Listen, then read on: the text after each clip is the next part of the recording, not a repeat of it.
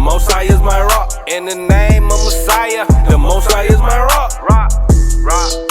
The Most High is my rock. The Most High is my rock. Yeah.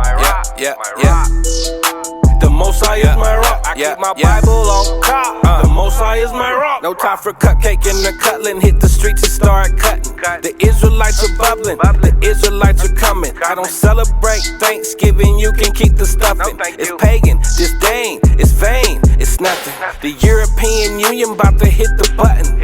And I feel sorry for you if you think the Lord is bluffing. That's why I hit the booth and I tell the truth.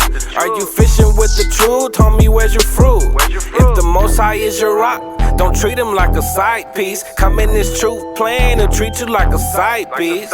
He's the God of mercy Shalom, and brothers wrath. and sisters. Shalom. Welcome to another exciting, exuberant class with the Israelite School of Biblical History and Practical Knowledge. Y'all know the deal. You know how we do. Our little announcements right now at this point is really for a lot of new people that are tuning in. Because y'all brothers and sisters that are familiar with us, y'all should already know the spiel. But for you new brothers and sisters that are tuning in, that are subscribing to the channel, I'm going to say it again. Feel free to hit me up when my number comes on the screen. You can obviously tune in to class. And we have classes Mondays. Let me say this. We have classes 7 days a week between this channel and our main channel, which is in Houston. All right. We're new out here to Virginia. So this channel, got less videos. But we got our main channel has a lot more videos, a lot of topics that we touched on. And this channel's getting up there also. So we're right here in Virginia at 2610 Granby. And that's Norfolk, Virginia 23517. And then we also in Houston at the same place. We've been going on, 16 years now. 8524 South Braeswood. And that's Houston, Texas 77071. All right. So if you subscribe to both of those channels, basically we're having class Monday to Saturday. All right. Because they do Monday, we come back and do Tuesday. They do Wednesday, we come back and do Thursday, Friday, then they come back and do Saturday. All right. So yeah, tune in, check that out. We do have San Antonio classes. Brothers has been out there doing class, teaching, doing the work of the Most High. From what I'm hearing, Mashaba's trying to get something popping off in Albuquerque, just like we're doing out here. All right. One of the most important things that we got coming up is the Passover. All right. It's our high holy day, man, that we have above all high holy days. So that's coming up, and that's going to be on April. What was that? I got to let me check. It's obviously 4 months out. It's on April 12th. And that's going to be in San Antonio. All right. We've been hosting it in Houston for the last 4 or 5 years. San Antonio is going to host now, and they're going to get everything rolling, and we're all going to pitch in and put together and get this Passover popping off. All right, so look out for that in April. If you want your garments, if you feel that you're part of the school, y'all got to get your garments and all those things. We're going to be doing those things coming up very soon. Please tune in to Mashaba's Blog Talk Radio at blogtalkradio.com/Mashaba, MASHAHBA, and that's Tuesdays and Thursdays at 9:30 a.m. All right. What else we got here? Israel, we're not going to be doing that anymore. So my number's on the screen. If y'all got any questions, comments, or you want to get counsel or scriptures, you can always hit me up or Quatzazop up, and we would love to help you out with that. All right. If you want to donate, give any alms, offerings, or whatever you want to give, all that information is up on the screen. And you can do that with the information up there, okay? We also, if you want to support the business, we have oil business that helps us pay for whatever we're doing. On top of the brothers and sisters that do give, we have an oil business. If you want to order from there, she'll put a link in there. Y'all can go online, check it out. We do oils, Egyptian bottles. We do all natural products and things of that nature. So bath bombs, bath salts. Yeah, the whole nine. The whole nine. Okay. So we're gonna open it up with questions. We're doing that majority here in Virginia because we're new to Virginia and we want to every new brother or sister tuning in, we want to give y'all the opportunity to ask questions. All right. I don't think they're doing it so much in Houston because we've been out there for a long time. So if y'all got any questions, now's the time. And then if not, we're gonna this topic comes from a question. And we do that also. Like certain questions y'all ask, if we tell y'all be patient, hold on, we get up those we get a whole topic based around your question.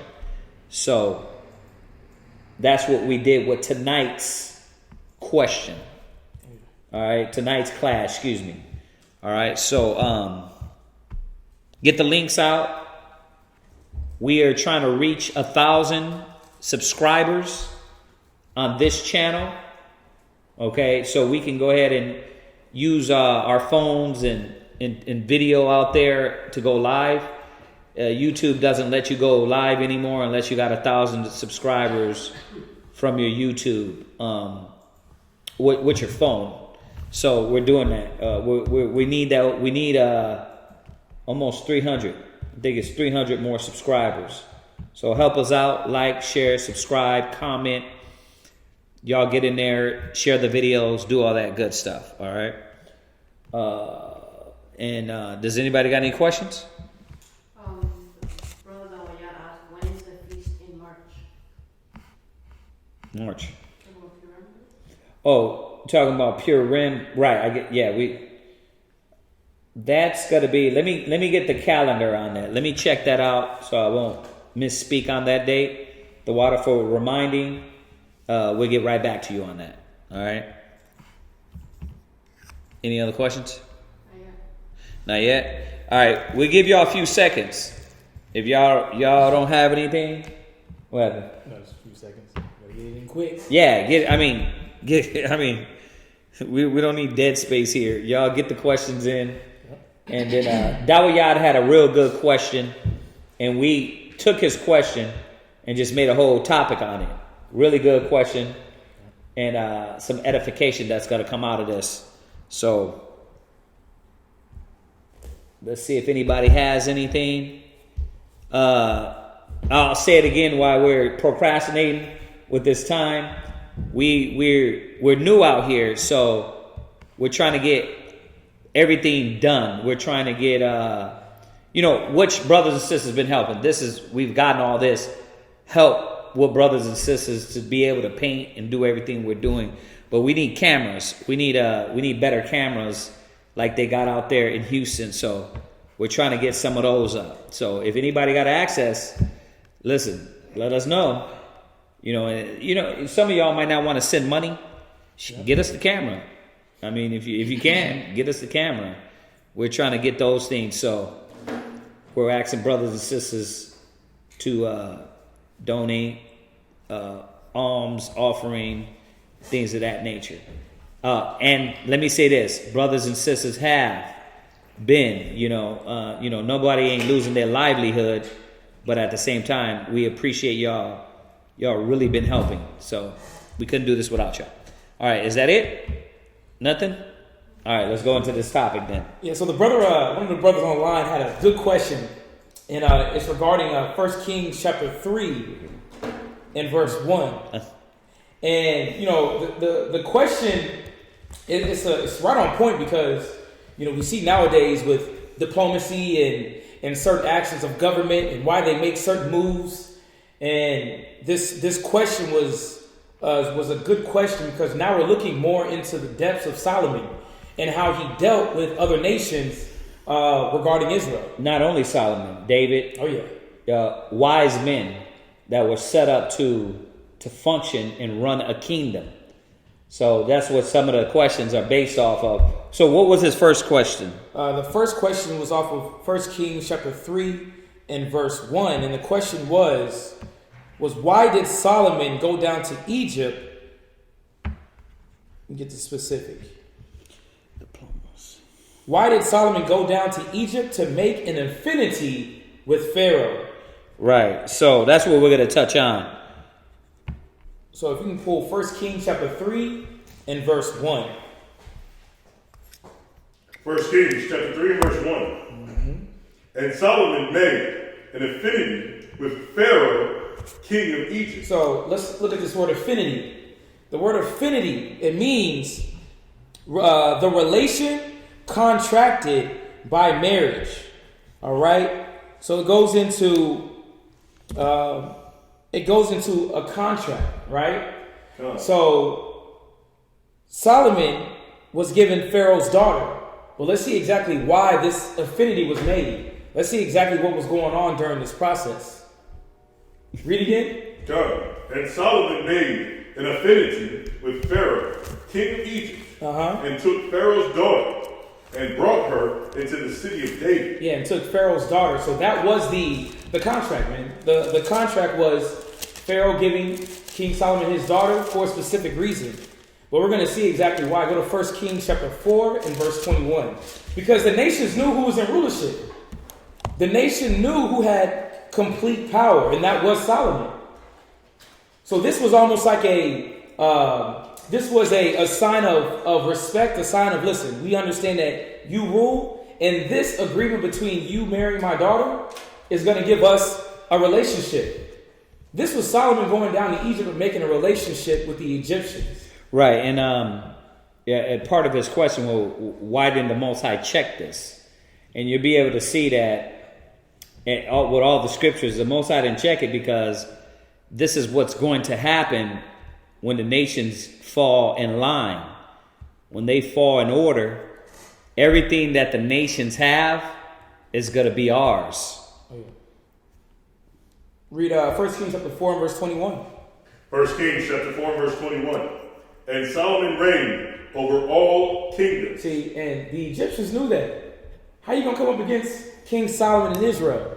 You have to make a pact. You have to have an alliance with the powers that be. And that's what was going on here. Read that again. And Solomon reigned over all kingdoms, from the river unto the land Right. of the Philistines. Right, so what's happening here is that the Most High gave him the power. The Most High set Solomon up to rule. So you got to understand that this is how many years of peace we had with Solomon? 40 years. 40 years of peace on the earth with Solomon. So, which was promised of the Most High, right? Through David. So everything right now is under the order of Israel. Which it should have kept being that, but Solomon messed that up. So this is what's going on here. Go ahead. Of the Philistines, and unto the border of No, Egypt. so read it again. And Solomon reigned over all the kingdoms, from the river unto the land of the Philistines, and unto the border of Egypt. They brought presents and served Solomon all the days of his life. Yeah, just showing that, again, Solomon had this full power. They were giving tribute. They were giving, as we go into the class, they were giving utensils, which is opium, copper, all these different things, but they were paying respects to Solomon. Again, Solomon ruled the world. And this was one of the contracts that was made with Pharaoh to be in good graces with Israel through King Solomon. And we're going to see exactly what this relationship was going to bring forth. Go to 1 Kings chapter 9 and verse 16.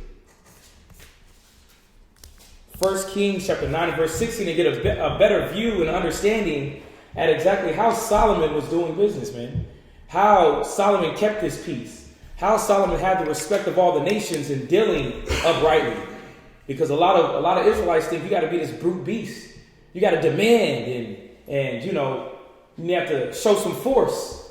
Kill. David did all the killing. Solomon came back with the diplomacy, with the acts, with the contracts. Let me go to this country and see if they will abide to this law, abide to what I'm saying. Mm-hmm. Read where you at. This is 1 Kings chapter 9 and verse 16.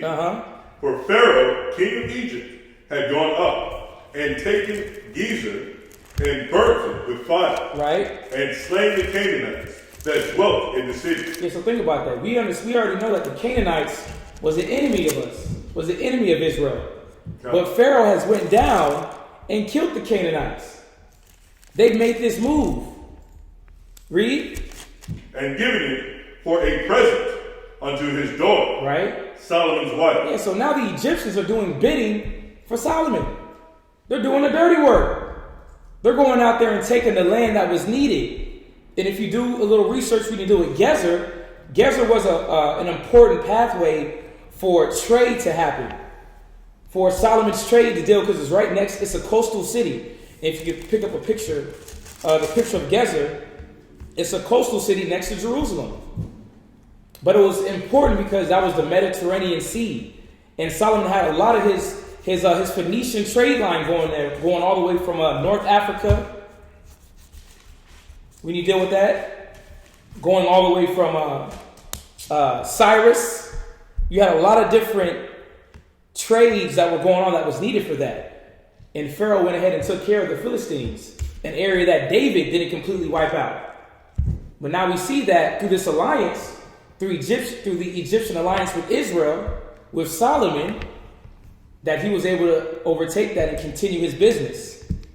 And when you deal with this business, it's called the economic enterprises. Solomon was a great man. He was smart.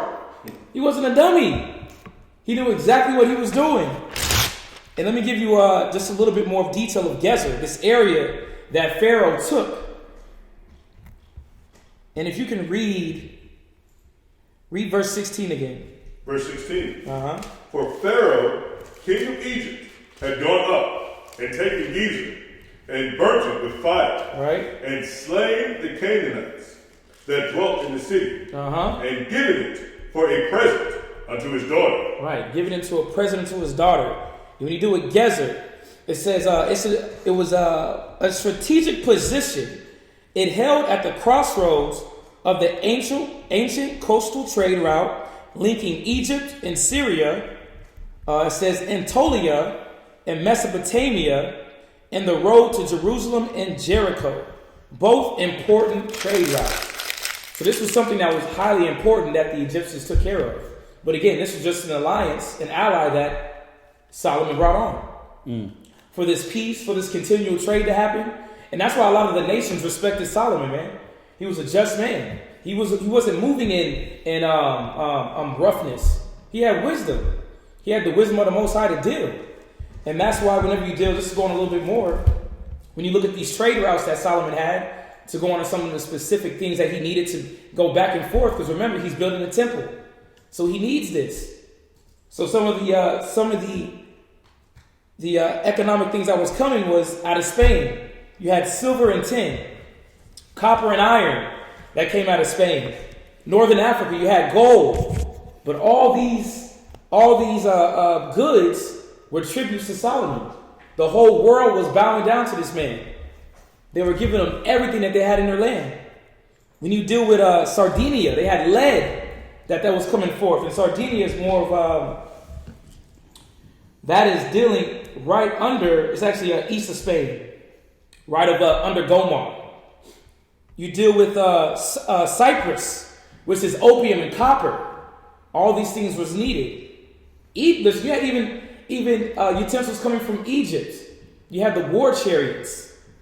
All right, and you had Ophir, which is more of your southern region by Ethiopia, which had gold, exotic animals, wood, silver, and precious stones. You know, all these items that Solomon need had to come through Gezer. But we see why Solomon made this pact. We see why Solomon made this alliance. This is diplomatic, man. A lot of y'all look at Power, right? Power. You got what's his name? Ghost. I know y'all watched that season. You got Ghost, right? Ghost was doing the bidding work for who? For the white man. Let me go over here and talk to this guy and see if I can get him to sign his contract. Solomon was doing the same thing, but he was doing it in a more prestigious way. He was working for his nation, his people. Right, and then he was getting these nations to submit, to do his bidding. Yeah. Right? I don't even really have to give you the order to do this, but if I want to be in your best wishes, what I got to do? Yeah. I got to create a bond. I got to create unity. Right. Right? So when I step on the scene, when the king step on the scene, what do you do to the king? Pay homage. You pay homage. Yeah. I mean, I'm sure y'all watch a few Netflix series or Game of Thrones or, series with these different kings, Henry VIII, Henry V, all these different kings that they have up there. They show these kings coming in giving homage to the king. Right. So, going back to the brother's question, nothing was wrong with it. The reason why the Most High didn't go against it is because this is what they supposed to do. Oh, yeah. What do you think, and without giving all the class away, what do you think is going to happen in the kingdom of the Most High? It said he married his wife, or married his daughter, right? Yeah. He gave her marriage. Bruh, what do you think these heathen women going to be in the kingdom? We going to keep them... What we going to do with them? I mean, what we going to do with them? Bro, they going to be our slaves, right? They going to be concubines. They're going to be... The Most High said their wives shall be ravished. And these women, the women are going to bow down to us. Remember, the Most High, we're going to do double of what they did to us. So, if you look back at Mandingo, you see how they were having the women in the house. Now, that is TV history. They're not showing you about all the things that they were really doing with Judah. Right. How they were dealing with the women, raping them, right? Having these babies with them. Castrating the men. Literally, they were actually do practices of taking the babies out with no anesthesia, just trying to do surgeries, just to, it's a dummy, just a free body. Right. Let's try this. Yeah. Let's take out the ovaries. Yeah, because they're filthy animals. But I'm talking about the part, just showing you that with the women of these other nations, right. What do you think is going to happen? Right. So no, the Most High wasn't against that. We going to get all their women going to be subject. And when I say their women, meaning these women of these other nations, they're going to be bowing down. They're going to be serving you. Right? What do you think they're going to be serving you how? Any way you want. Yep. They're going to be serving you. Yeah. Did you have that one in Luke? Those my enemies? Go ahead. No. No. Go ahead, pull it. Okay. Luke chapter 19 verse 27. This is Yahweh Shai speaking. Uh-huh. It says, but those my enemies, which would not that I should reign over them, bring hither and slay them before me. Right. The reason why I'm pulling that is because that's what's going to happen. Because that's what did happen. And that's what Solomon is displaying at the same time. Right. Yeah. Yeah. Yeah, Solomon's giving them that chance to, listen, you better get right or get gone. And as we're going to see going further into the class, but it's beautiful because that was always the spirit of Israel. Even before we went into the land of a lot of the Canaanites. We'd be like, listen, y'all ready to give up this land? Or do we need to run through and come get this? Right. Which one you want? You want us to come and kill y'all? Men, women, children, oxen? Or y'all want to politely get the hell up out of our land? Hey, right. God. But again, that's diplomacy. Right. See, but this is righteous diplomacy. And as we see here in America, this is wickedness. And we're seeing a better example here in the Bible. And how Solomon was dealing. And when you deal with diplomacy, the definition is the customs, rules, and privileges of ambassadors, representatives of Israel. Because Solomon was definitely the head of Israel, but you don't think he had officers going out doing his bidding, going out with the ships that were going out that he had everywhere, out of Tarshish, linking up with Hiram. Come on, Solomon was a mighty man. But we see that there was nothing wrong with what Solomon was doing. Mm-hmm. And just on another, the question that the brother had regarding the third question about the kids from the relationship, the Bible doesn't speak of that. Mm-hmm. So we can't add to the Bible and say that Solomon had a child with this Egyptian. Mm-hmm. Can't say that. So for that one, it's not in the Bible. But going back to just Solomon having his power, keep reading down on verse 16.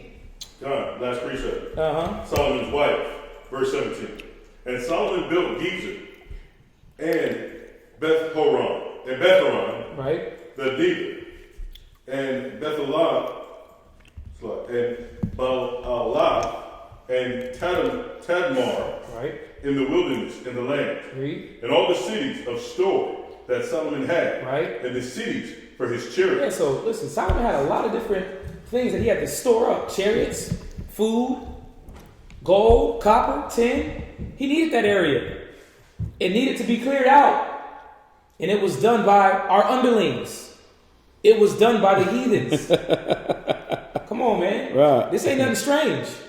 We're going to rule this world just like Solomon did in righteousness. Keep reading.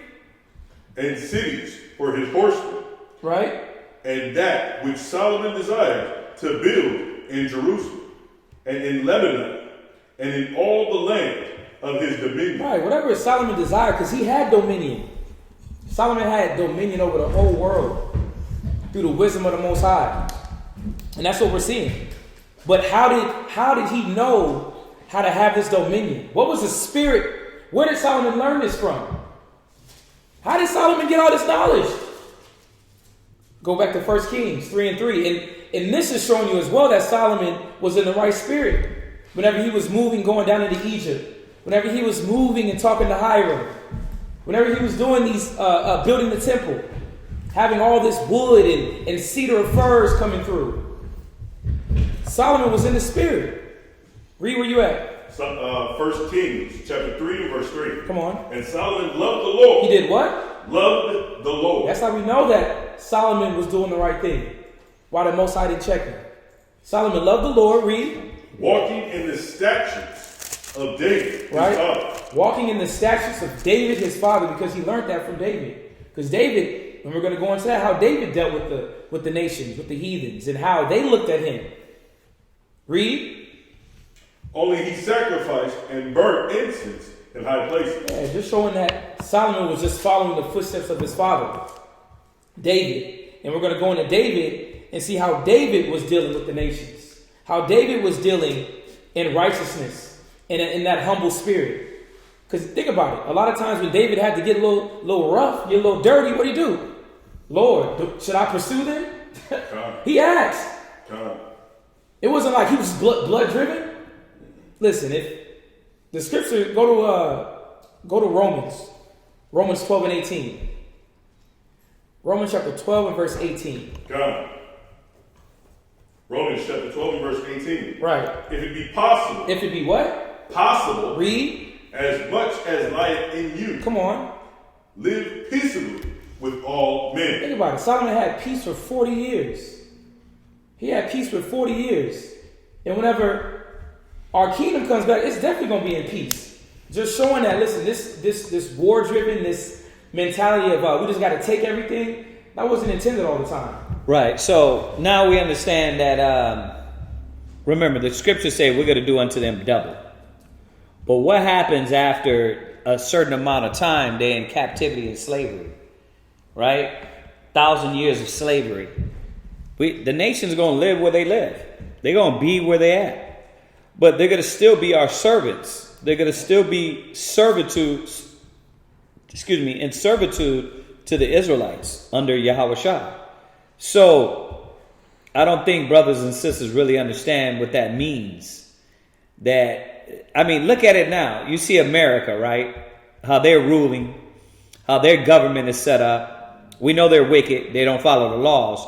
But you see how every nation has to bow to the beast.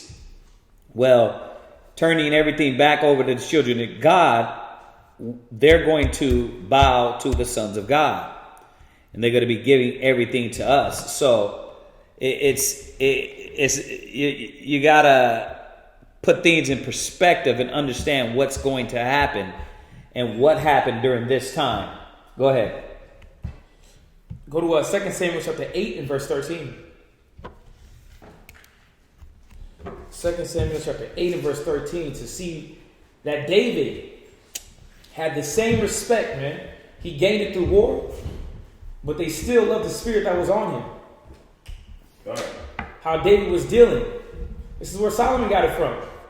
Read where you at. 2 Samuel chapter 8 and verse 13. Uh-huh. And David gat him a name when he returned from smiting of the Syrians in the valley of Salt, Right. being 18,000 men. Right. 18,000 men. And we're just showing here again is how David was dealing with the nations.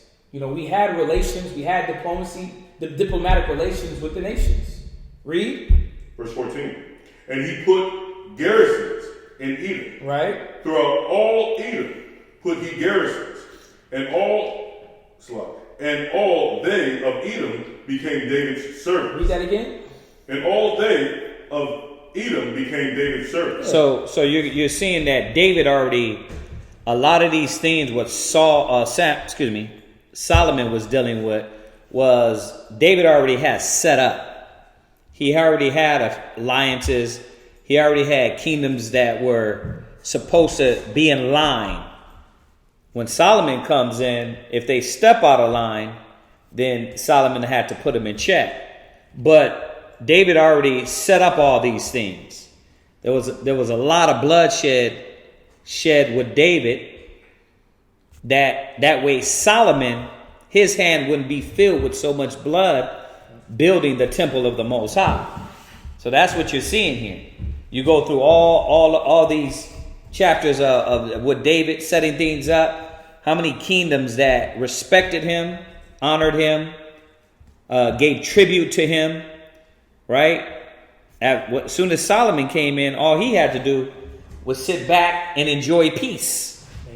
Maintain, yeah. That's why it says in Proverbs 22 and 1 that a name is above all riches. Right. And that's what you're seeing in the scriptures, that David set up a name for himself, as well as, like it says in Proverbs, an inheritance for his children. Mm-hmm. And that's what he did. And that's what we're saying.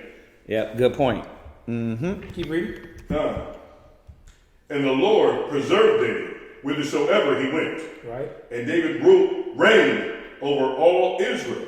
And David executed judgment and justice unto all his people. Yeah, just showing that David was setting things in order. And the nations were in order too. He had Edomite servants. Mm-hmm. And we already know that he had Edomite individuals in his army. He had Uriah the Hittite. He had 600 bodyguards of the Philistines. 600 bodyguards of the Philistines. And we're going to see even dealing with the Philistines. Think about it. David got how many foreskins of the Philistines? 200. 200. I think it was 400. We got to double check that. Yeah. Mm-hmm. But still, he was killing the Philistines. But what happened? Give me 1 Samuel 21 and 10. 1 Samuel 21 and verse 10. Just showing the nature that David had, man, with these nations. Even though he did these, he was going to war against them, the Most High still put a spirit on these nations to where they bowed down. They respected David. Mm-hmm. They knew that he was a just man. 1 Samuel chapter 21 and verse 10. And I'm going kind of back on the story about Achish the king, and just showing exactly how, they had a negative outlook at David at first. But when David needed this help that we're going to read further on, we'll see what happened. 1 Samuel chapter 21 verse 10. Uh-huh. And David arose and fled that day for the fear of Saul. Right, because Saul was coming after David, man. Read. And went to Achish, the king of Gath. But this is an enemy of Israel. It's a Philistine, an enemy. Read.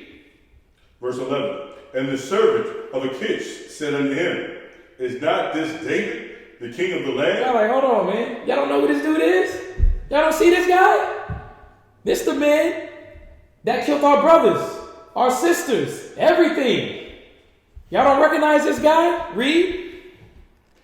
Did they not sing one to another, of him in dances, Right. saying, Saul hath slain his thousands, and David his tens of thousands. Right? Ain't this the brother that sung a song against our people? Hold up, man. Y'all don't see this guy right here that's coming to us? Read. Verse 12. And David laid up these words in his heart, and was sore afraid of Achish, the king of Yeah, Gath. because David already knew. Oh man, they know who I am, man. He felt sick. He was like, well, can't find refuge here.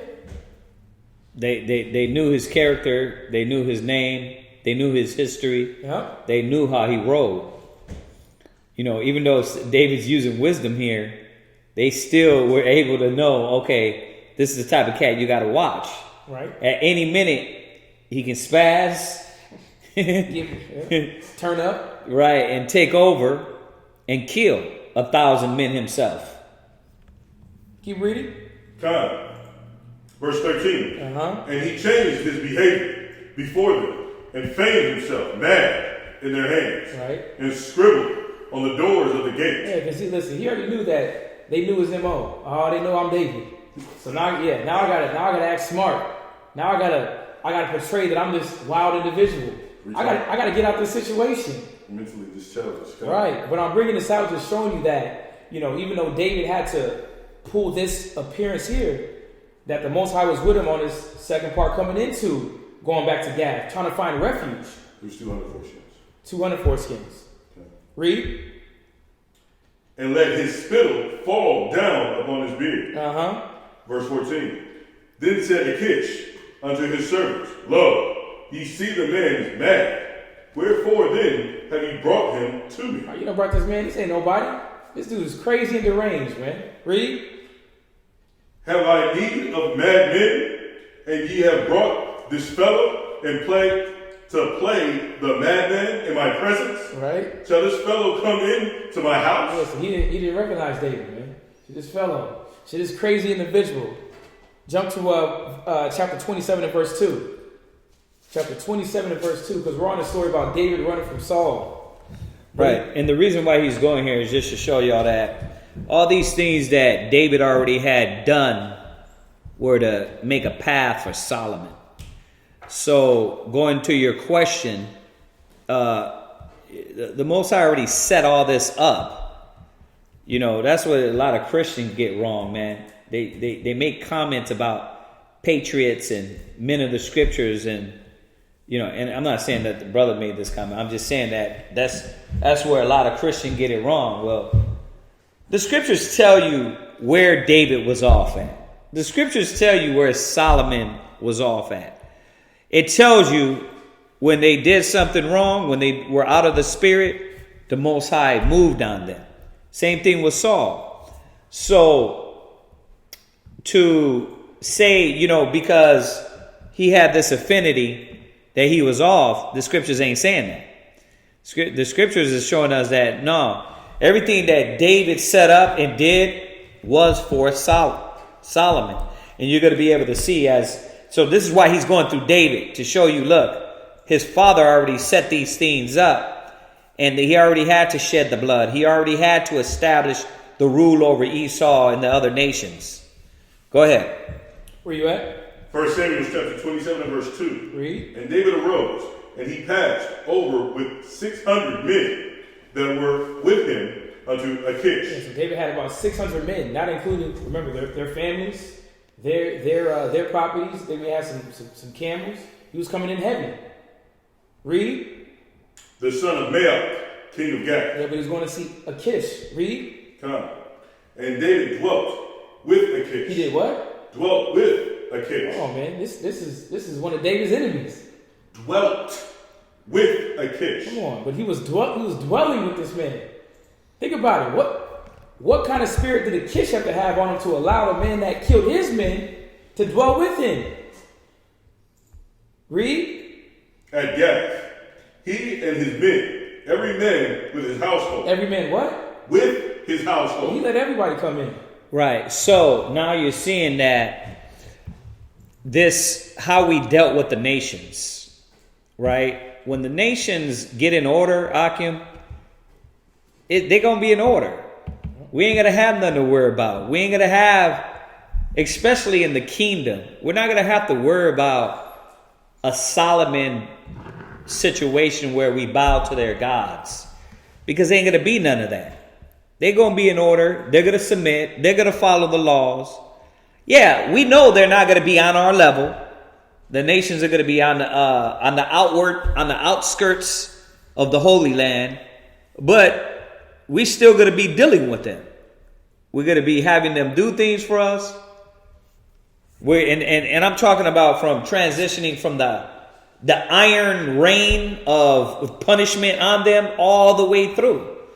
So you got to see that this is not foreign in the scriptures for the men of the Bible to deal with the other nations with tact, wisdom, understanding, and every moment wasn't a war or you crapping on the nations.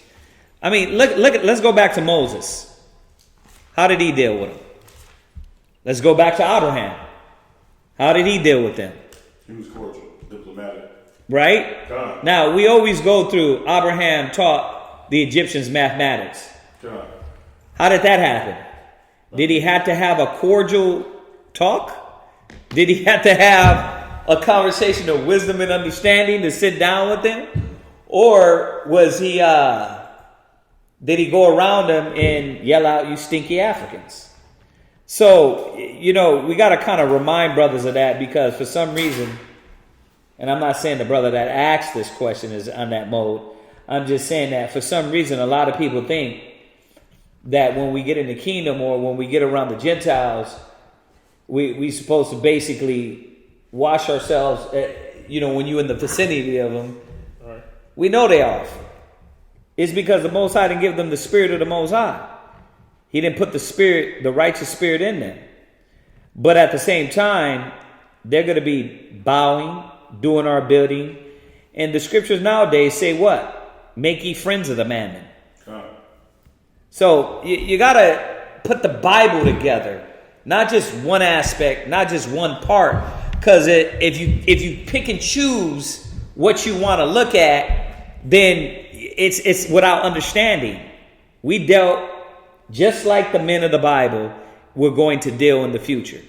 So don't get it twisted. Looking at these situations, you see, David dealt with them. He used wisdom with them. Right? Now, you can say, well, he was running from the Saul. But outside of that, too, he was dealing with the nations. So we got to see these things.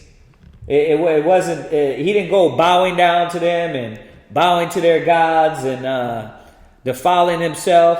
But he was cordially diplomatic with them. All right, go ahead. What else? Give me go to Proverbs. Proverbs 16 and 7. Proverbs chapter 16 and verse 7. God, Proverbs chapter 16 and verse 7. When a man's ways please the Lord, right, he maketh even his enemies at peace with him. Yeah, come on, man. David's enemies was at peace with him. David's enemies was at peace with him, and then followed through Solomon, that they respected. They respected how David moved, the spirit that was on him, and they respected Solomon. Where you at? That was it. Go to 1 Samuel 27 and 2. 1 Samuel chapter 27 and verse 2. Yeah. And David arose, and he passed over with 600 men that were with him. Jump down to verse 4. Verse 4. And it was told Saul that David was fled to Gath. Right. And he sought no more again for him. Yeah, because Saul was not going to come into the Philistines area, Philistines land. But think about it, though. David held refuge in the Philistines land. Come on, man. The Most High is showing that David was on point, man. As a representative of Israel, the spirit that was on him, they allowed him to come in. We dealt with the nations, but in a righteous manner. Right. Not in a, like, we're going to bow down to them, we're going to eat your food, we're going to serve your gods. No.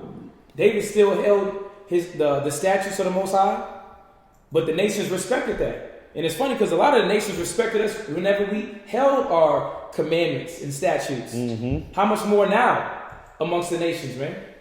They look at us crazy now, but listen, you shouldn't falter or be scared. Right. David came in full force with 600 men and women and children, and they allowed him to come in. When your ways please the Most High, even your enemies be at peace. You got to get that one. Get that one real quick. Just to remind him. No, the one you just quoted. Oh, really? Yeah. Oh, yeah. Go ahead. Okay. Yeah. Really good? Yeah, because dang, that's exactly how a lot of Israelites need to wake up and start understanding. Like, make ye friends of the mammon. Right. We know who they are. We keep saying this, man. We keep saying it, y'all. Yeah, even the devil doesn't come with pitchforks and horns and having 7 heads and 10 horns. He came beautiful and bright. When Esau comes and deals with you, look at him. Even though Trump looks like a dang serpent in a damn in a suit, but look, how did they come? All shaved up. They try to fem themselves out because they want to disguise themselves. I'm not saying we're going to fem ourselves out. What I'm saying is that you got to be wise, understand. Look at them. If it says be wise as the serpents and harmless as doves, then it's showing us how to maneuver amongst this crooked and perverse generation. Right? So, I mean, read it again. You already got it, but you can read it. Proverbs chapter 16 and verse 7. When a man's ways please the Lord, he maketh even his enemies to be at peace with him. There you go. You can put that Luke chapter 16 and verse 9 you were saying. Yeah. Luke chapter 16 and verse 9. What was that when you just put? Proverbs chapter 16 verse 7. Proverbs 16 and 7. Yeah. You know, and again, we dealt with diplomacy, with this affinity, these, technically, if you want to give another word, it's called a treaty that you may have heard in history class. Mm-hmm. You're making treaties with nations, and all a treaty is just an understanding, a contract of whatever rules and regulations are going to be passed and agreed upon between two nations. Mm-hmm. Even though these two nations may have opposing moral ideas, civil ideas, but we can at least have some type of common ground. Mm-hmm. Listen, you're going to allow me to bring my stuff through here. You know what I mean? You're going to allow me to have my ships come through your waters. You know, but that's how we dealt. We dealt with the righteous, upstanding. And actually, they said David was an upright man. When you deal with the king Achias, he said he was an upright man. I just had a scripture to go through what we were talking Mm-hmm. about. What? It's Romans. It was just the one before, but Romans chapter 12 and verse 17. Go ahead. It says, recompense to no man evil for evil. All right. Provide things honest in the sight of all men. Yeah, I like that. God, because that goes with establishing that good name. That establishes that making friends with the man. Right. So just on what you're saying, like when we went to war with the nations, it wasn't for it was for a just cause and a just reason. Right. Right. We were supposed to be just in what we dealt and how we dealt. It wasn't just you're starting it just to start it. Even going in and killing the Canaanites, the Jebusites, the Gergesites, it was a just cause. Right. It was by the hand of the Lord. The Most High said, go do this. So it wasn't like we were reckless. We were just brutes. You know what I mean? The bullies. We weren't bullies, man, and just walked up in the spot and who are you? I'm a Hebrew Israelite. Move aside. Right. You know what I mean? And you pushing everybody out of the way, and that's a damn bully. That's a heathen right there. We were priestly. We were sons of God. And the righteous men knew this, how to carry themselves. Yeah. Right. When you read about us wandering the wilderness for 40 years, and we had to go through certain passages in certain countries, that's the first thing we did was display the diplomacy. Right. Can we go through your land, through your highway? We won't drink your water. Our horses won't touch this type of ground. That's what we did. And if it was peaceable, they let us do it. Listen, if y'all reading. Y'all get in these Sabbath classes. I've been keeping up with every one of them. What did Jacob do to Esau? What did it say he did? Huh? What did it say? What did it apply to? He displayed diplomacy. Yeah. He He bowed down before him. Homage, all that respect. Right, listen, we got a gift for you. Here, baby, it's a gift. That's it. I just like to give. You know what I mean? And it was out of wisdom and understanding and not being like the devil. Greater is he that is in you than he that is in the world. That doesn't mean they ain't going to get the ass whooping. Let me just say that for all you zealots. Right. You know what I mean? Because, listen, you're dealing with brothers that are going to be at the front of the battle. You know what I mean? With their sword caked up with blood in the day of the Lord, if the Lord wills it. But that's not that's not what we're dealing with. We're dealing with right now is it was a time for all things. It's a time for all things. How did David move? How did Solomon move? This is why, going back to this question, it's a real good question. Because people don't get the entirety of the Bible, and you don't pick out these points and say, wait a minute, look at how Abraham did. Look at how Jacob did with Esau. Look at how Joseph did with the Egyptians. Look at how Shadrach, Meshach, and Abednego, how they did with the Babylonians. Daniel. Why didn't it be like, you know what? We ain't up here. We ain't messing with y'all damn heathens. You know what I mean? They went in and used wisdom, got in a position, and helped their people. Look at Esther. Went in, right?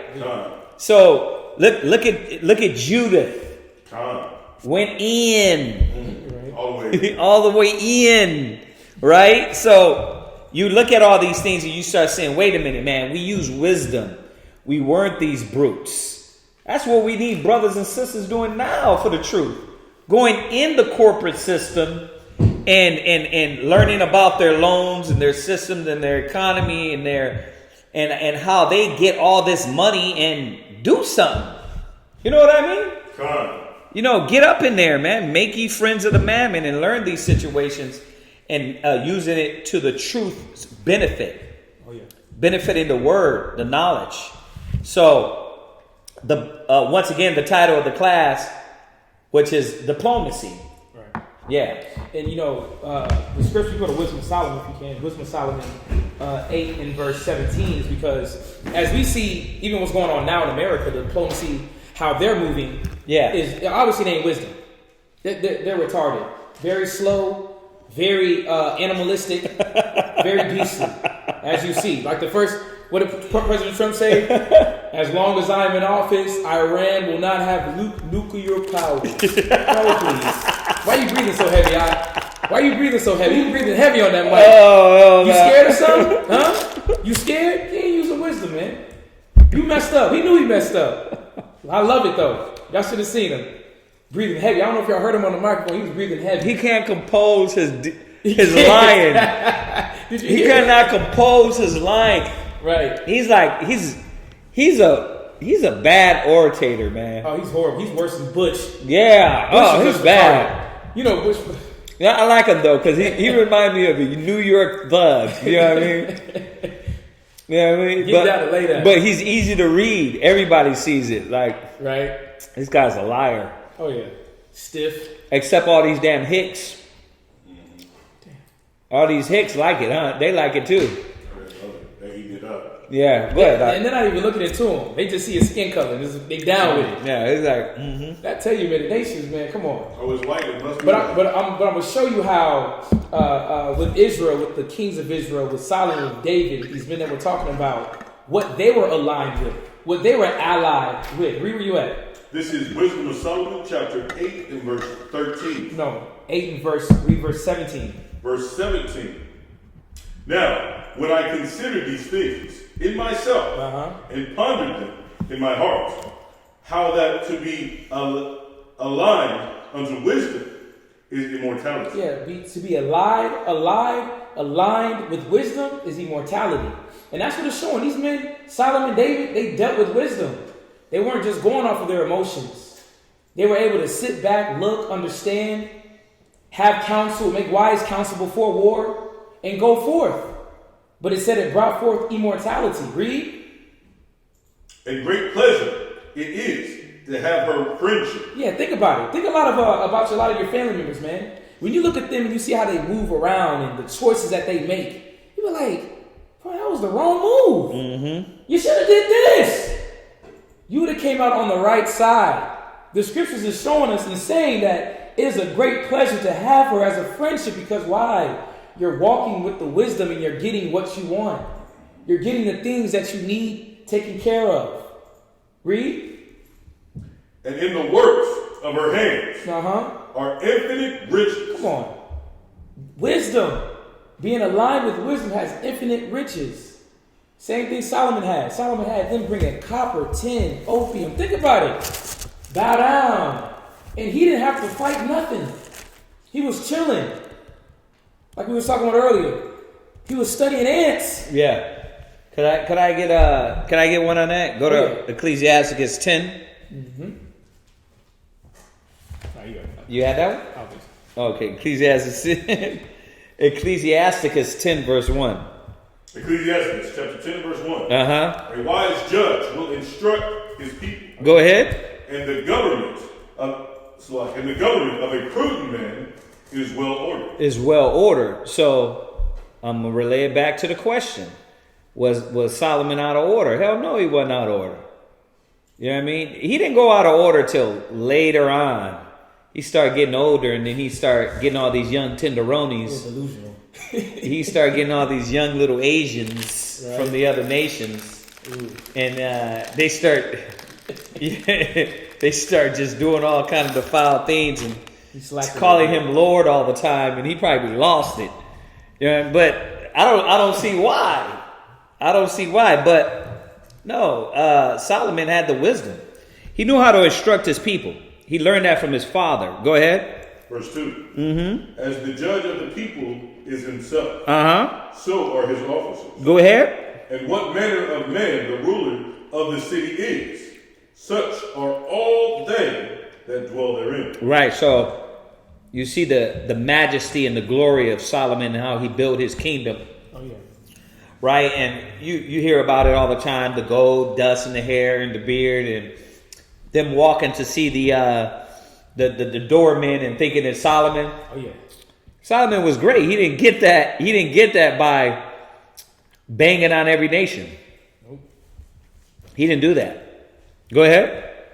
Verse 3. Mm-hmm. An unwise king destroys his people. Go ahead. But through the prudence of them which are in authority, the city shall be inhabited. That's what the Most High is saying. Now you see about this kingdom, why it's coming down. Right? Because America is the mob. Oh yeah. And they love it.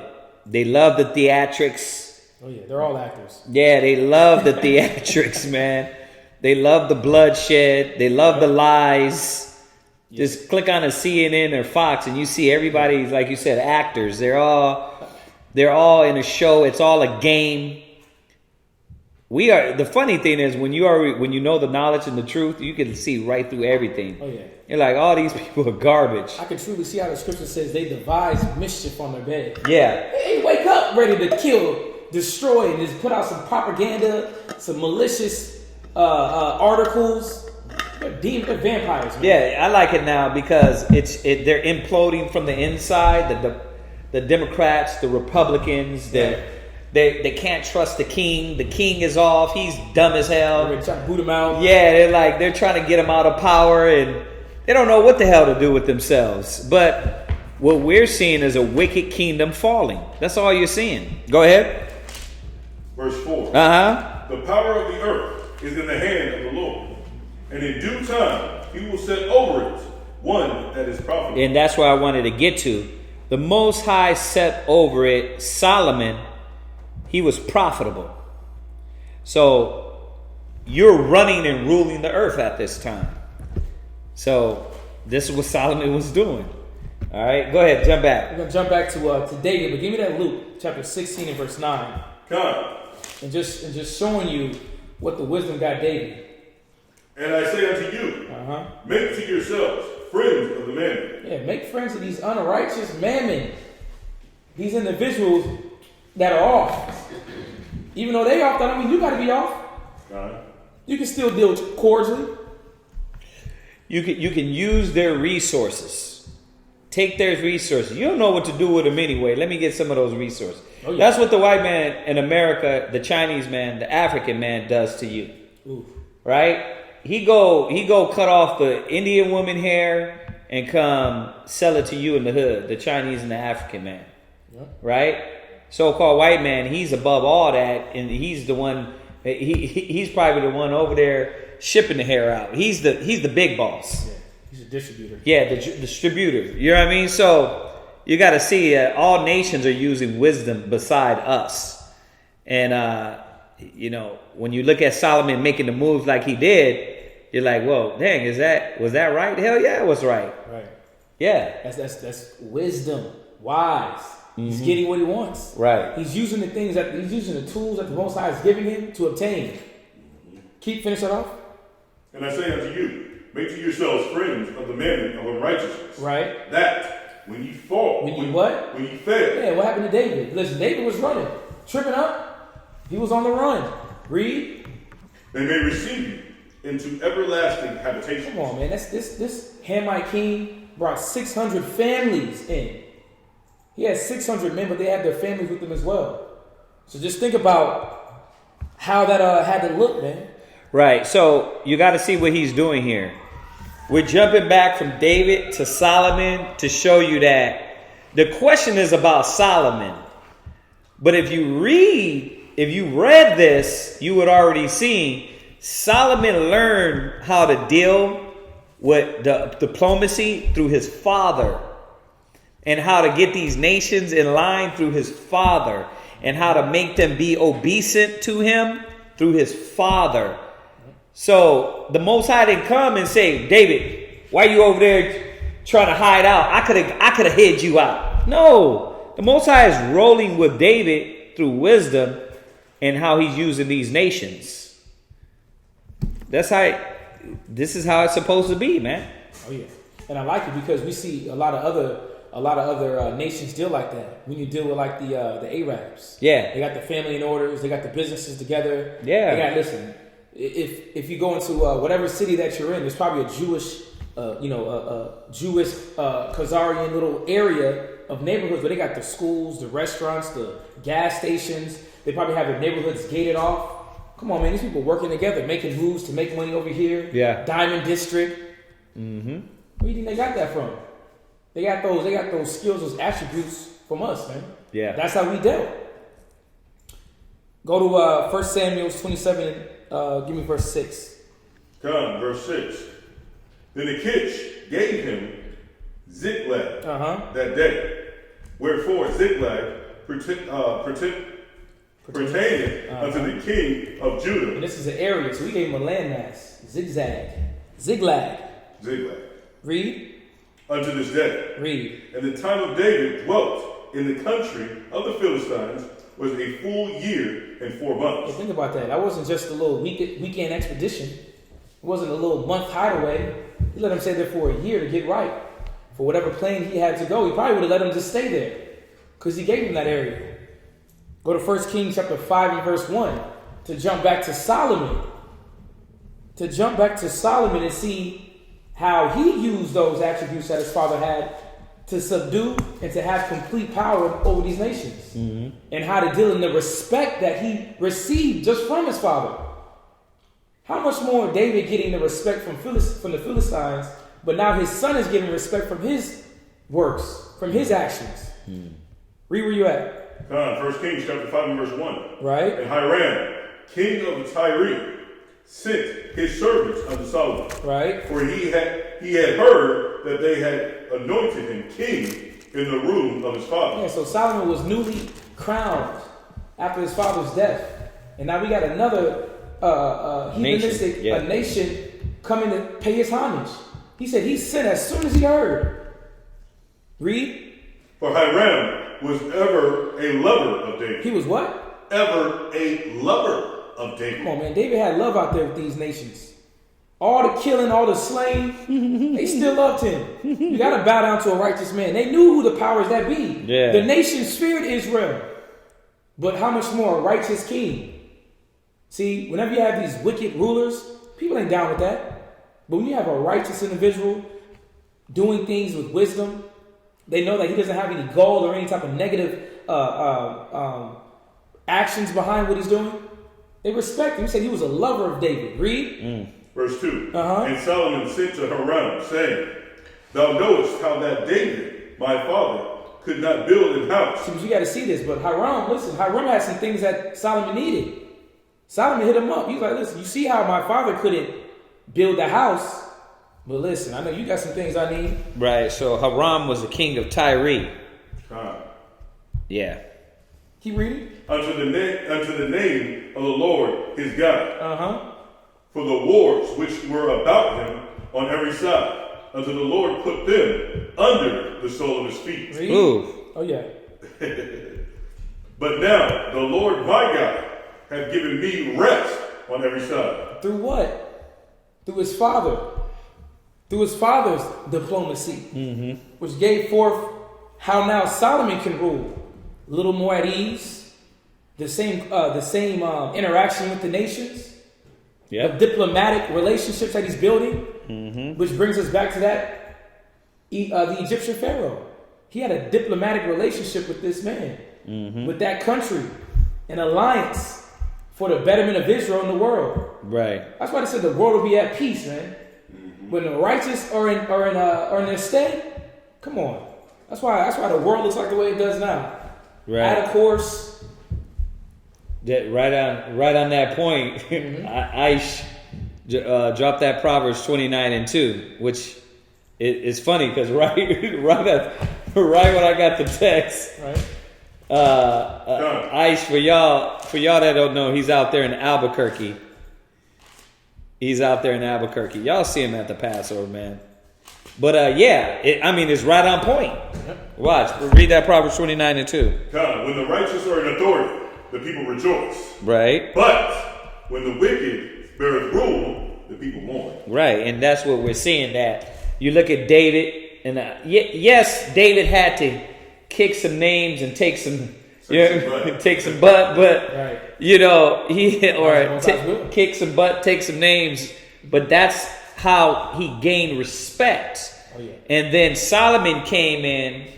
Now this righteous kingdom is set up. The people can what? Rejoice. The people can rejoice. Oh, yeah. Why do you think they were happy to deal with Solomon? Right? If Hiram had an offended, Hiram said Hiram had what? Verse 1. He was a lover of David. Lover of David. Yeah, think about that. He was a lover of David. So, and this is when he was, like you said, he was whooping butt. So you gotta see that people want to deal with righteous rule. They can see that goodness and righteousness in the people of the Most High, and they're gonna see it. And I'll say it again if we didn't say it enough. After they get their butt whooping, they're gonna see why it's necessary. You know what I mean? They're gonna see why it should have been this way. And they pray it all the time, don't they? Thy kingdom come, thy will be done in earth as it is in heaven. They're just praying for you, black men, Hispanic men, Israelite men, to stand up and get a backbone. And they don't even know it. But they want it. They want peace. They want ease. They want righteousness. So it's just going to take a lot of bloodshed to get there, because they don't want to give it over because all the hate. So yeah, that's a good one. Read it one more time. Done. When the righteous are in authority, the people rejoice. But when the wicked beareth rule, the people mourn. Yep. Once again, it's funny. It's how it's relating to now, because we can see how bad America is at, especially in this man's rule. Man, at least Obama's Ethiopian butt was a little bit more. What Ethiopian? Yeah, he's a hand, Mike. I'm not Ethiopian, no. I don't think he was a Kush. He was straight. He wasn't Kush. No, I think He looked Kush to me. But even Obama had a little more tact. He had a little more tact when he did things, man. But once again, now we can see plainly what the scriptures are saying. Like you can see the way he speaks, the way he talks, the way he deals diplomatically with other nations. He's a damn animal. He's a thug. Oh yeah. Right? See him up there? Yeah. And nobody nobody wants to deal with this guy. Even his own people hate him. Oh yeah. He's going to go down as the hated president. But in contrast to the David, Solomon, men of wisdom and understanding, establishing the laws and commandments of the Most High. So, yeah, this is beautiful. Go ahead. Right. Where you at? 1 Kings chapter 5 and verse 4. Come on. But now the Lord my God hath given me rest on every side, so that there is neither adversary nor evil occurrence. Yeah, no adversary or evil occurrence. But it came through David. So now Solomon can do his bidding now. Solomon can do what needs to be done to get the temple built, to get these cities built, to get the resources. Because Solomon ruled the world, and we're going to go and show how Solomon had more wisdom than anybody on the earth. Anybody in Egypt. So for you Egyptologists, I had a cat roll up on me yesterday about Egyptology. Man, please. You got to read about Solomon. Right. Come on. Read where you at. Verse 5. And behold, I propose to build an house unto the name of the Lord my power. And this is what he's telling Hiram. He's telling Hiram, listen, I want to build a house in the name of my Lord. And Hiram had some items that he needed. Mm-hmm. He knew exactly how to talk. He was like, hey man, listen, you little Hamite, bow down to the realest brother in town. I'm gonna need all that you got over there. 2 o'clock ASAP. I need that. Run that. Run that. No, he didn't deal with him like that. He's writing letters to him. Hiram wrote him a letter. He wrote him back. Man, this is real. Well, this is real government. This is real righteousness. A lot of our people have never seen uprightness, man. We've seen this out of order, loud talking, disrespectful, over emotional dealing. It's like I say all the time. You equate black people to thugs or gremlins. You equate black people to niggas in the hood, and you think, that's hard. Like black greatness. Like that's hard because you got nothing to really weigh it against to be able to say, wait a minute, man. How is there a mighty man with power, with wisdom and understanding? They haven't showed us that. So you either go all the way to the right or all the way to the left. You either go to, he got to have a suit and a tie and butter on his lips, or he got to be this thug nigga that just knocking niggas out, smoking weed, beats his woman, and comes back in with the Bible. Right. Like it doesn't work like that. We're none of those things. The Most High has set us up, and we're going to be set up beyond what we're understanding as these characters, man. Oh yeah. But if you look in the Bible and you look at these men as black men, you'll start seeing, wait a minute, it wasn't rolling like that. Well, where did this brother get that from? You know, where did that brother get that from? That's not how Yahweh Shai rolled. That's not how the apostles rolled. And that's why we got to go over classes constantly about, like, look at Yahweh Shai. He wasn't always flipping over tables. He wasn't always calling everybody serpents and vipers. He didn't do that all the time. You're looking at instances where they needed to be checked, but at times he ignored them. So it's the balance through the scriptures, looking at all these characters, that we're going to be that one twain new man that the Most High is building. Yeah. You had mentioned Joseph earlier. In order to have rulership over the king that gave you the power, what type of mannerisms would you be displaying? Right. You know what I mean? For a king to say, you know what, aside from me, you can rule. Yeah. What exactly. What example? He wasn't the type of nigga sitting like this up there with the king, like looking at him through his eyes, like. Yeah, he wasn't doing that. You know what I mean? And sometimes we get that character in our head, like, and I'm using this on purpose, black people. Yeah. Like, that's a black person. Yeah, like an NWA type vibe. Yeah, it's like you think a thug is a black person. It's sad. Oh, yeah, hard. No, not hard. Not hard. Don't use that word. A thug. A damn street cheetah blunt smoking thug. You think that is equated to Israelite? It's two different things.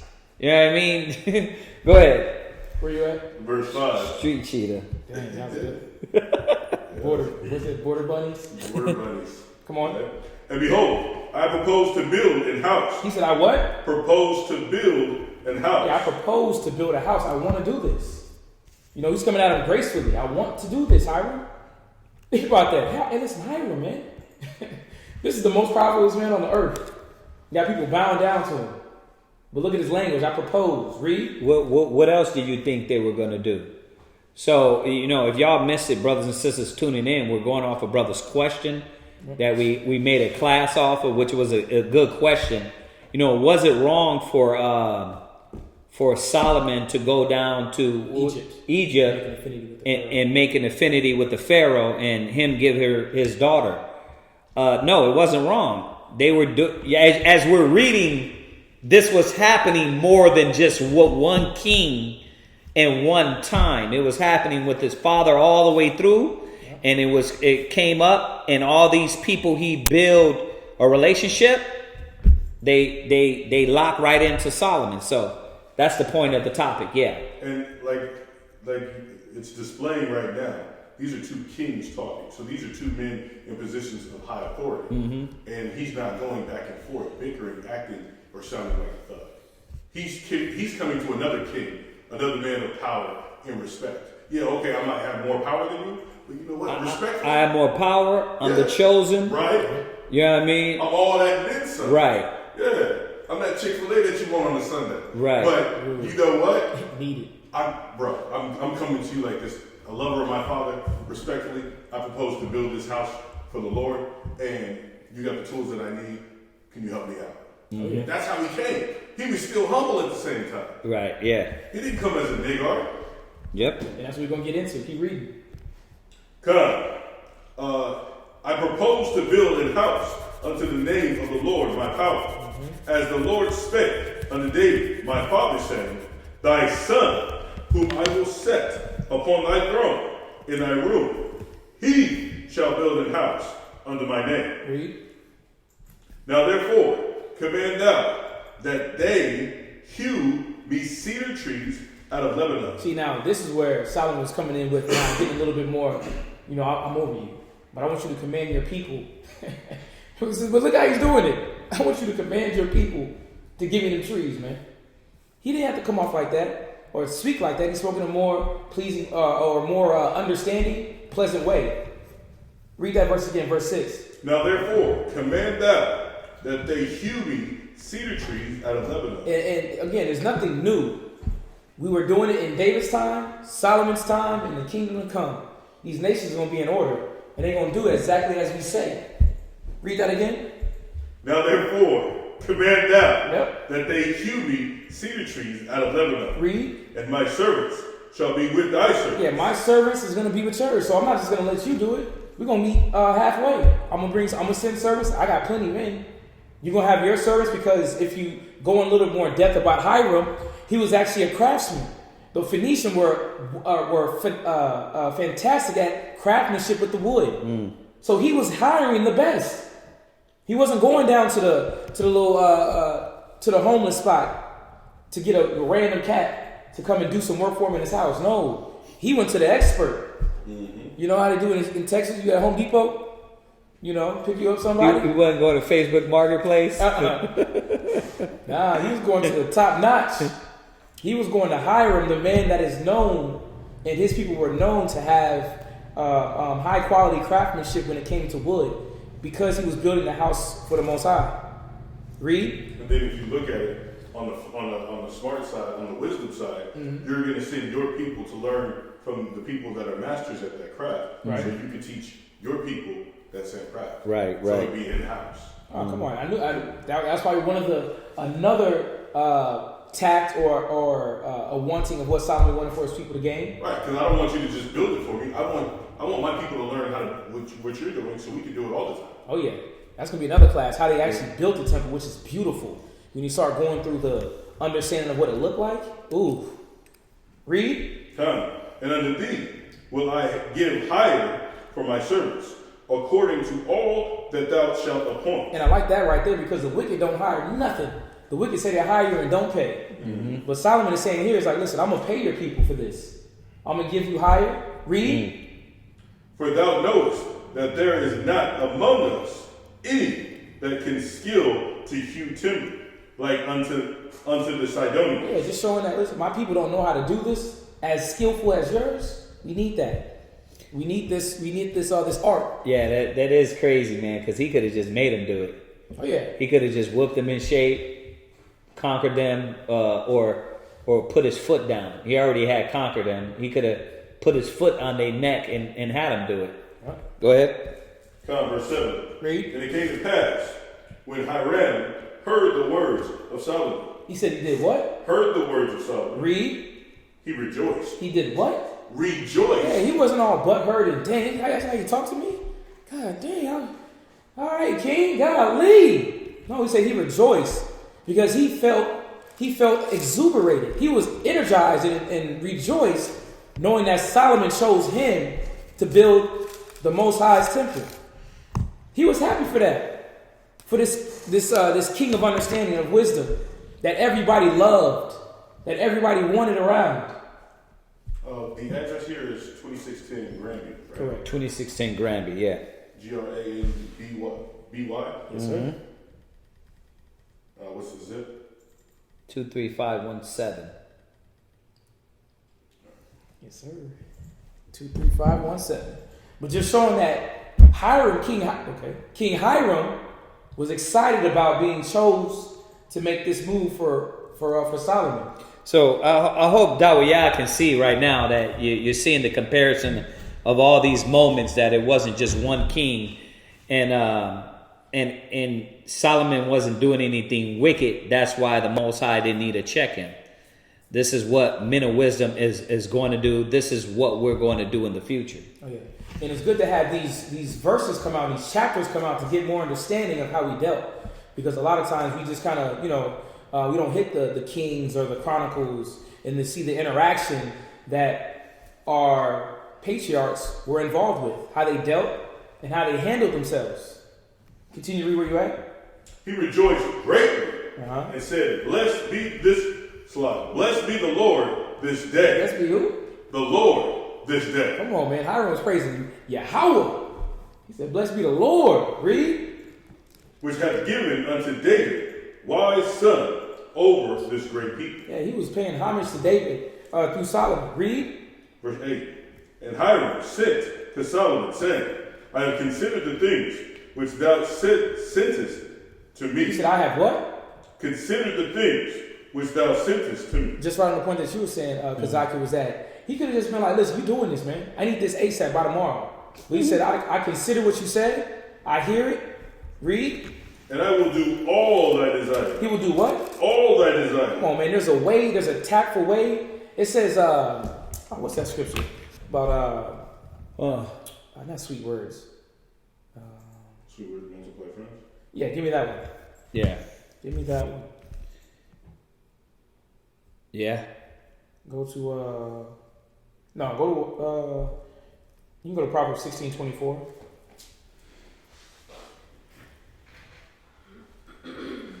Proverbs 16 verse 24. Mm-hmm. God. Pleasant words are as an honeycomb, sweet to thy soul. Yeah, see, pleasant words. Solomon was coming with pleasant words. He was coming the way that he was hitting Hiram, was hitting every note that he needed to be hit. Tickling his fancy. Listen, I know you the best. You the best. We need you, Hiram. You got some of the best craftsmen. Listen, I'll be honored to have you to come by and to help out with this temple. Yeah, the other one is Ecclesiasticus 6 verse 5. Sweet language will multiply friends. Come on. And a fair speaking tongue will increase kind greetings. Yeah, you gotta put this on a sticky note on your mirror. Hold on. Be in peace with many. Nevertheless, have but one counsel of 1,000. So be in peace with many. Bless all the peacemakers. You know, how we dealt with them. And once again, I'm sure if they bucked a little bit, yeah, Solomon could have went, put the foot down. But as you see, that wasn't necessary because what David did. And they respected that. And Solomon understood, I don't need to be the thug and put my foot on these cats' neck. I don't need to do that. This is how the relationship was built. We're going to keep this rolling the same way until something changes. It gets out of line. Right? So, yeah, that was Ecclesiasticus 6 and 5 and 6. You put the Proverbs what? 16 and verse 24. Yeah. Sweet language with multiply friends. And that's why a lot of us have to work on our tactfulness and our discretion in how we speak. Discretion is extremely important. You know, we were never taught as young, as kids. Well, I'm not gonna speak for everybody, but you know, on how to speak, how to come off more smoothly, how to come off more educated in a sense, to where you can literally, like it says, multiply friends through your speech. We have to learn how to do that more. Be like our forefathers. Go ahead. That's why the scripture says, discretion shall preserve thee. Right on point. Where you at in 1 Kings? 1 Kings chapter 5 and verse 8. Go ahead. And Hiram sent to Solomon, saying, I have considered the things which thou sentest to me for, and I will do all thy desire concerning timber of cedar and concerning timber of fir. He said, listen, I know exactly what you need. I'm gonna give it all to you. Because I have it. Cedar, fir, and these were all the more exclusive trees that were needed. He wasn't getting the bare minimum. He was getting that top-notch wood. Cedar, timber of fir. Read. My servant shall bring them down from Lebanon unto the sea, and I will convey them by the sea in floats unto the place that thou shalt appoint. Where you at? Verse 9, third precept. And I will cause them to be discharged there, and thou shalt receive them, and thou shalt accomplish my desire in giving food for my household. In doing what? Giving food for my household. Yeah, because Solomon actually paid, and I don't know if we're going to get to it, but Solomon paid Hiram through grain, through barley. He gave him food, man, gave him what he needed at a high amount. So he probably overcompensated him. And it's, you know, when I was reading it, and actually when you read further down in chapter 5, but when I was in Japan, the sumo wrestling match is funny because they did the same thing with the sumo wrestlers that they won. They gave them food. They gave them a year's supply of vegetables, a year's supply of beef. Wow. But these are the same tactics that was done in the Bible. Wow. So I'm like, man, where they learn that from? Israel. Keep reading. Come. Verse 10. So Hiram gave Solomon cedar trees and fir trees according to all his desire. Jump down to 1 Kings 10 and 22. And we're just going to show exactly what King Hiram did for Solomon. Not only did he agree to give him the fir trees and the cedar trees through Solomon's positive diplomacy, his way, the way that he spoke to him, the alliance, the allegiance that he had with King Hiram, which was a heathen. But what else did Hiram do? Read verse 1 Kings chapter 10 and verse 22. Come. For the king had at sea a navy of Tarshish, right, with the navy of Haran. Come on. Once in 3 years came the navy to Tarshish, bringing gold and silver, ivory, and apes, and peacocks. Peacocks. Yeah, so Solomon had everything. Solomon had the whole navy. He had his navy and Hiram's navy. He had it all. Where they were bringing him everything. Think about it. Who brings you anything? Listen, most people, Postmates, and you got to pay for that and leave a tip. You know what I mean? You doing Uber Eats. You know, we can barely get friends to bring us things. Yeah, exactly. But we're just seeing that how our people dealt in the affinities, in the relationships, the contracts that was made. It was beautiful. And it was with, as we're reading this, with the Gentiles. Yeah, this wasn't even with our people. It was with other nations. You know, and there was nothing wrong with that. That's what's going to happen. Let's jump to that part before we run out of time. All right. Right there. Yeah. Give me one last one. Uh-huh. Give me Wisdom of Solomon 8 and 14. Wisdom of Solomon chapter 8 and verse 14. Yes, sir. Wisdom of Solomon chapter 8 and verse 14. And we're seeing how Solomon was able, how David was able, how Moses was able to affect these heathenistic, these Gentile nations in doing what they wanted them to do. If it was bow down with the force or bow down with let me talk to you. Let me have a cordial conversation. Let me have you understand what I'm trying to say. You understand what I mean? Mm-hmm. Read where you at. Come, Wisdom of Solomon chapter 8 verse 14. Come on. I shall set the people in order. And that's exactly what Solomon did. Ooh. He'll set the people in order, and he did. Read. And the nation shall be subject unto him. And they weren't. Slow it down, though. It says the nation shall be subject unto him. Were they not? Come on, they bring in apes, gold, ivory, opium, iron, copper. Come on, what else? Listen, Navy ships, 40 years. Think about that. Y'all sit back and meditate and think about what 40 years of peace, no worry. The scripture says that Solomon's service never lacked. You can't get 12 hours apiece. Come on. Nowhere. Unless you secluded. Yeah. And probably not even that. Nah. Remember that Black Mirror when he was on that island trying to be away from everybody and they called him up? Yep. He was trying to get away from everybody. He still got hit up. But showing that Solomon was going to set the people aright. Read. Verse 15. Uh-huh. Horrible tyrants shall be afraid. Read that again. Horrible tyrants shall be afraid. Yeah, and that's how, listen, horrible tyrants were afraid of David, which got an order for Solomon. And this was through wisdom. And this is what the wisdom of the Most High has given our forefathers and us and how to deal. And that's why we're going to use that in the kingdom. And they're going to be bedding us, coming to our knees, and doing as we please. Read. When they do hear of me, Come on. I shall be found good among the multitude, Right? and vigilant in war. Come on, man. Oof. Ugh. Yeah, David, listen. You know, I think about it again. This guy, Ghost on Power.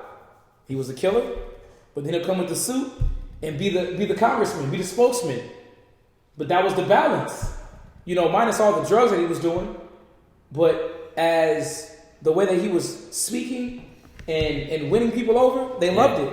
Yeah. But the nations will have to pay tribute, and they have been. Right. Before you go there, go to Deuteronomy, because as we go into, he's going to touch on these scriptures about how we gonna deal with them in the future. Just to put it all together to show you that, okay, look at what we did in the past. Look at what they're going to be doing in the future. It's nothing different.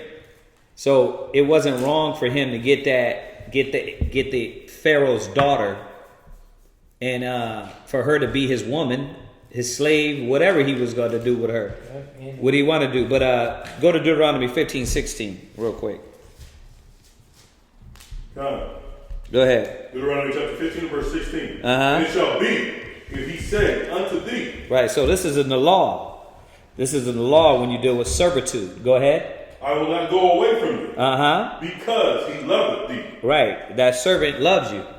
Right? The servant want to be with you. Come. That servant want to keep serving you. Come. Go ahead. And thy house. Uh-huh. Because he is well with thee. Right. Because what happened when Jacob was with Laban?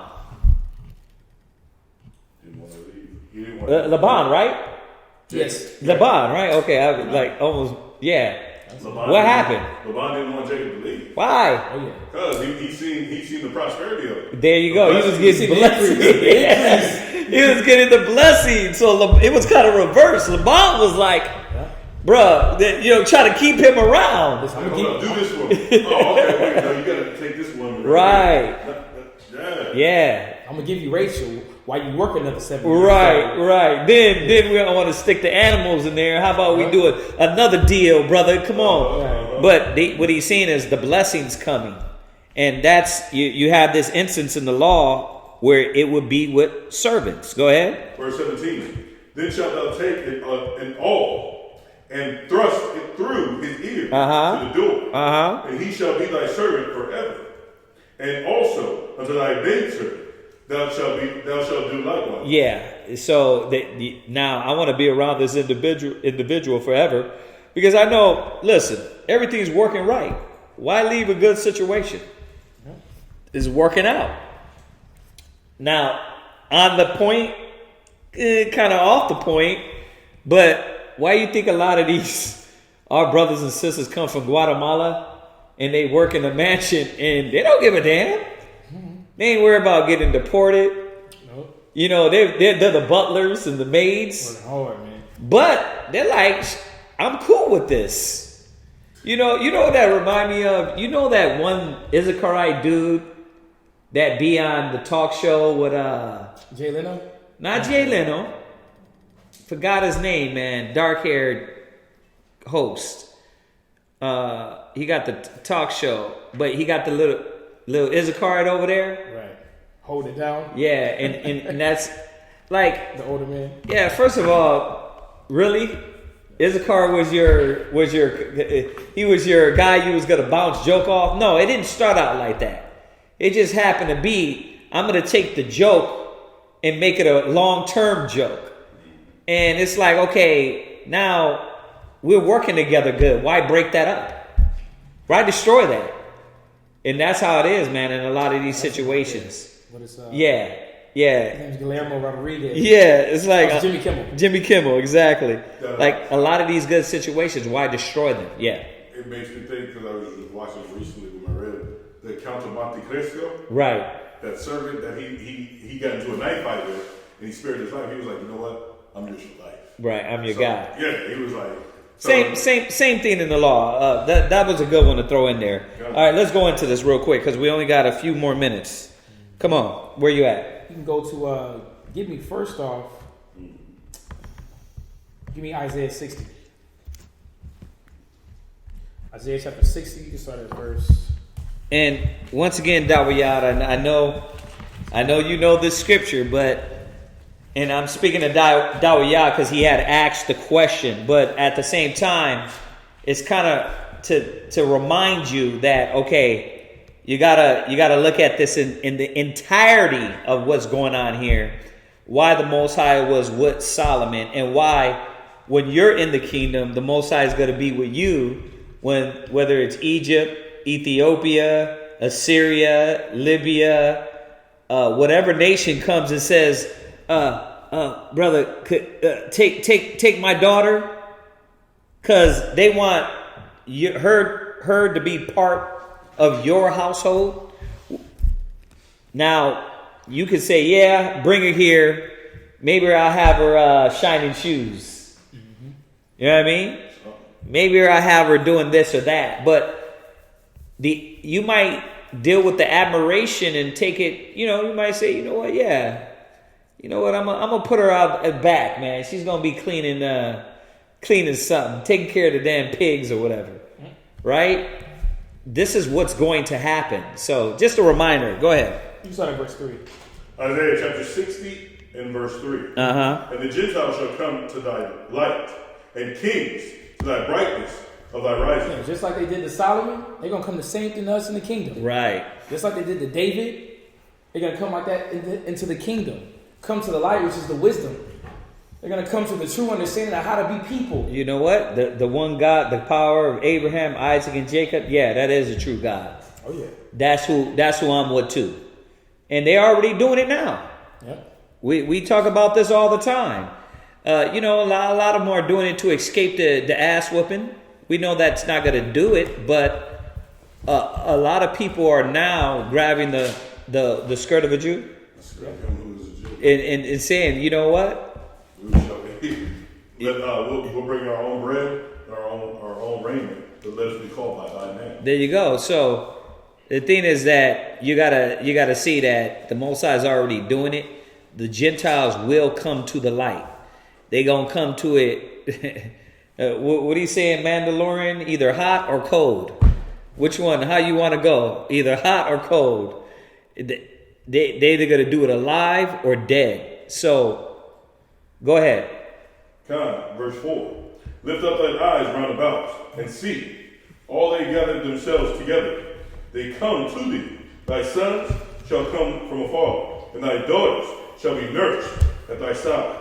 All the sons, the daughters, and these are heathens, man. No. Hold on. Read on. Verse 5. Uh-huh. Then shalt thou see and flow together. And thy heart shall fear and be enlarged. Right, because this is talking about them bringing our sons and daughters from far. Go ahead. Because the abundance of the sea shall be converted unto thee. Right. So everything is going to be converted unto us. So you can't think it's going to be wrong. What do you think you put in what do you think the nations are going in captivity for? We talk about it all the time. They're going to be the what? New Aunt Mamas, right? The new the new rappers, right? You know what I mean? The new basketball players, the football players, the all boxers, that. the UFC fighters. Yeah, you might have an arena, where Mandingos, you get the Mandingos together. Dingo War. The Dingo War. Let's go. They gonna be the one about They gonna be like you're forgetting this for you to say, well, why did the Most High get on Solomon? Because what else are they supposed to be doing to Solomon but bowing down, giving obeisance, falling in line, and doing what he needs? Go ahead. The forces of the Gentiles shall come unto thee. Uh-huh. The multitudes of camels shall cover thee. Right. The dromedaries. Uh-huh. The dromedaries of Midian, the ephod, all from Sheba shall come. They shall bring gold and incense. They shall show forth the praises of the Lord. All the flocks of Kedar shall be gathered together unto thee. The rams of Nebaioth shall minister unto thee. They shall come. They shall what? They shall come. They shall minister unto you. So that's what they were doing to Solomon. They were ministering unto him, following him, wanting to be in his presence. What did the Queen of Sheba do? She came with gifts. She came with gifts. She humbled herself. God. Yeah. She heard the excellency of him, man. Yeah, I want to go. What? That's strategic anyway. Right. If I show up, what's going to happen? He's going to know I'm not a threat. I'm coming with gifts, right? What did Jacob do again? Hey, I got you all this. Here, please take it. That's what the Queen of Sheba did. This is what the Gentiles are going to do, right? Just to make sure you're in, like when you get angry, you don't go, man, y'all, go fly over there and just terrorize them and beat them down for no reason. They want to be in your good sight. Go ahead. They shall come up with acceptance on my altar. Right. And I will glorify the house of my glory. Right. So just showing, man, they're gonna come up with the things that are acceptable. They're not gonna bring us, brother, they're gonna be bringing you daughters like it ain't nothing. Of course they're going to be bringing you daughters. They're going to be, okay, you're a man. What's the best thing we can do? Where's the most beautifulest amongst my daughters? Let me take them over there to the kings and see if we can be part, if they could just be a servant in the house of the Lord. Or in one of these houses of the kings. Come on, man. That's what they're doing now. They're hoping that blessing flows through them. Yeah, come on. They do it these raggedy ass basketball players and movie stars and all these things. Is like, I want to leech off. Yeah, I'd rather bounce from ball player than go get me a nigga at Walmart. That's what they think. Right? Come on. They're like, yeah, you can talk mess all you want, but I'd rather bounce from a movie star to a basketball player to somebody important instead of, like, who's going to pay for these Louis and Fendi's and Prada and Yves Saint Laurent, huh? Yeah, who's going to do that? So I got to keep my status up there. And that's what these nations are going to be trying to do. Go ahead. Verse 8. Who are these that fly as a cloud and as the doves of the window? Okay, that's Jump to verse 10. Jump to verse 10 real quick. Verse 10. And the sons of strangers shall build up thy walls, and their kings shall minister unto thee. Right. So what are their kings ministering unto you? Yes, obviously they're gonna be obeisance, face in the dirt. They shall lick up the dust of thy feet. But after that happens, right? What's going to happen? We need kingdoms built. We need things done. So they're not just going to be sitting around. But by all means, you might have some just sitting around licking the dust of your feet. But there's got to be some that do what? Build up thy walls. Hey, listen. Okay, man, I like you. You stood here a good year just licking the bottom of my feet all the way to the toe. Good job. I want you to go. I want you to go, and you're going to go run this over here. Oh, man. Right? Because they just, you see what I'm saying? Yeah. Okay, that's the guy. You're going to be the haram of my kingdom, and I like you, man. That's what you're going to do. And he's going to answer back and forth. Instead of having the Israelite do it, right? You're going to have your servants do it. Go ahead. Shall minister unto thee. Uh-huh. For in my wrath I smote thee. Right. But in my favor have I had mercy on thee. Right. Therefore thy gates shall be open continually. Right. They shall not be shut day nor night. Go ahead. That men may bring unto thee the forces of the Gentiles. So yeah, just to put things in perspective, I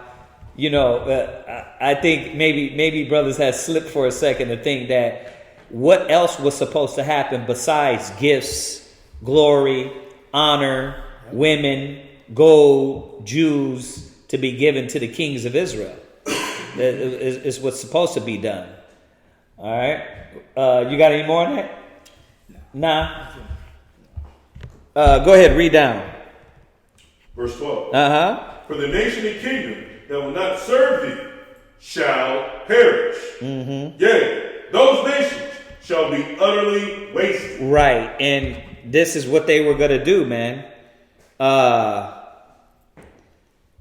Let me see here. Give me, I want to get one.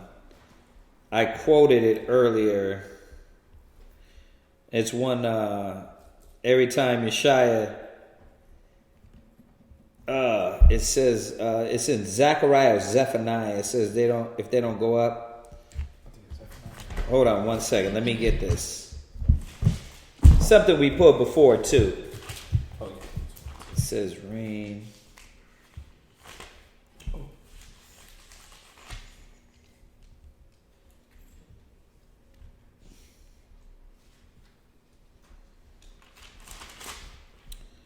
Let me get this one for you. Zechariah 14, verse 17. Zechariah chapter 14, verse 17. Uh-huh. And it shall be that whoso will not come up of all the families of the earth to Jerusalem to worship the King, the Lord of hosts, even upon them shall be no rain. Right. Read it one more time. And it shall be that whoso will not come up of all the families of the earth to Jerusalem, right, to worship the King, the Lord of hosts, even upon them shall be no rain. Right. And if they don't come up and they don't bring gifts, right, and they don't bring Jews and gold and bow down and do the commandments of the Most High, what's going to happen? There ain't going to be no rain. We're going to stop. You're going to stop the rain from going over their land so their herbs and crops and things won't grow. So now they're going to have to come up to the God of gods, the Lords of lords, Yahweh Shai, and his sons or his brothers, and they're going to have to bow down, man. So this is the plan of the Most High. So you can't think it foreign for it to happen to Solomon during his time, all right? I want to ask him, did he have any questions on that before we end class? Because it was his question. Like I said, we took that question, we ran with it. We do this with a lot of questions. So, like I said, you brothers, sisters that are new, some of y'all cats that already know the deal, you know the deal. But some of y'all brothers that are new on there, sisters that are new, if y'all got questions like that, or like anything, just hit them with a... If it's quick, you'll know. We'll shoot you. Oh, this is an easy one. But some of these questions are real good class topics to give you a more vast and deeper understanding. So I like it. I like switching it up. So keep them coming. All right. So, Dawiyat, if you had anything else on that before we end class, hit us back right now. If not, we're going to go ahead and end it. And then y'all know the deal. Tomorrow is Shabbat class. We're going to be here again. So let me see if anybody got anything before we end it out. Yeah, we got a few good. I still got to do this other one I said, the seed of Satan. That's going to be a real good one. Y'all got to really, really like that one. Anything? He just said, I am enlightened and hope everyone is edified. Oh, okay. Barak Tayahawa. All right. Well, if that's it, brothers and sisters online, we thank y'all for tuning in. We appreciate y'all love. We'll see y'all back here Minyana for the Shabbat. Everybody say shalom. Shalom. We'll see y'all tomorrow. Keep the Bible on cop. The Most High is my rock. Rock. The Most High is my rock. The Most High is my rock. The Most High is my rock. And in